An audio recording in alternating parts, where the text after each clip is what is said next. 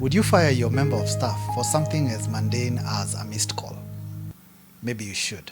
If you've ever lost a valued client owing to these preventable mistakes, stick around, because by the end of this video, you will learn how to bulletproof your operations. So recently, I needed a passport photo reprinted, and since I already had a soft copy, I quickly called the studio. My goal was to ask them to reprint 4, maybe 6 copies. And I called the first time, no response. I called a second time, still no response. So by the third attempt, I was getting desperate. I decided, since I knew the owner of the studio, I decided to call them directly. And her response was immediate. It was frantic, frustrated, and quite reactive. And she was particularly frustrated because the studio was open, but her staff had not switched on the phone at the reception. And therefore, clients could not get through to them. And this is at 8:30 going to 9 in the morning. Now, if I had an immediate alternative, I would not have called the studio owner. I would have quickly switched and taken my business to somebody else.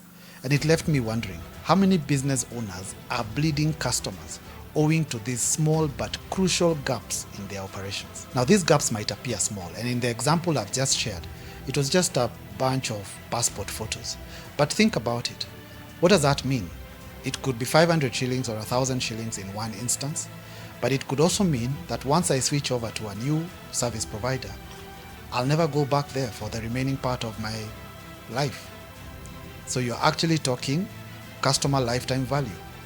And in many businesses, owners end up losing out on millions and millions of shillings when you think about all future visits that the customer is likely to make to your business. What kind of a loss are we talking about?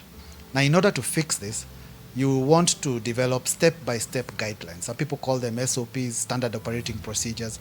You do want to develop guidelines that allow your staff, that allow your attendants, that allow your operators very clear guidelines on how to serve the customers. And here's how you can implement that right now.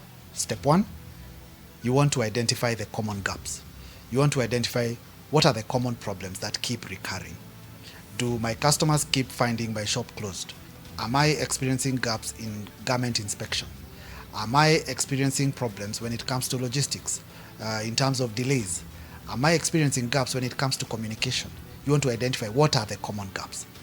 Step 2, you want to list the ideal process.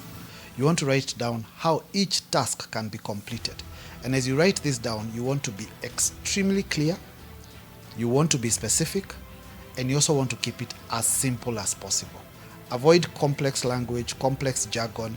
Try to keep it as simple as possible for any person who you bring into your organization to understand and to execute upon it. Thirdly, the process or your system is only as good as the human beings or the people who execute upon it.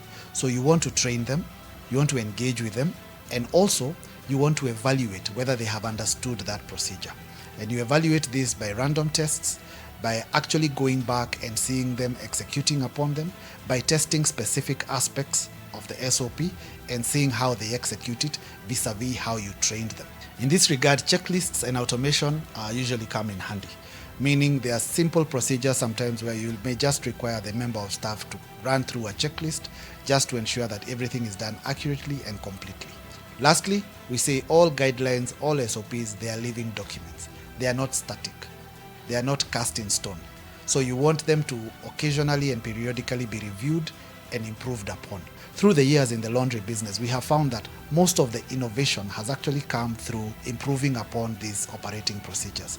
And majority of these improvements will come directly from the staff who are doing the work. So it is your job also as the business owner to challenge them to come forward with new ways of doing things, constantly nudging them and supporting them and asking them, how can this work be made easier? How can it be made simpler? How can we win both for ourselves and for the customer? And you find that if you allow that open space and if you allow the latitude for the members of staff to inject their own contribution into the SOP, you end up with a very robust document that keeps evolving and that keeps improving over time. Customers have come to expect flawless customer journeys, flawless customer experiences, and if those are not available in your business, they will simply take their business elsewhere. If this discussion has been valuable to you, remember to leave us a comment. See you on the next one.